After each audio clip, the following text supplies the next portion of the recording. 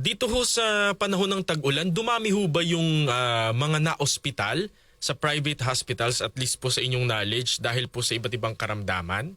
Medyo may tumas mo ng konti pa right now, no? Pero we're expecting siguro baka by next week pa talaga lumabas po yung epekto niyan kasi usually after mga 1 or 2 weeks pa po bago natin maramdaman kung halimbawa meron man kayo ng dengue o ganyan or leptospirosis o ibang sakit ano po. So hopefully wala naman pong mayyaring ganun pero in-expect po namin by next week siguro. Opo, yung mga ganong karamdaman ho ba isaklaw noong zero balance billing?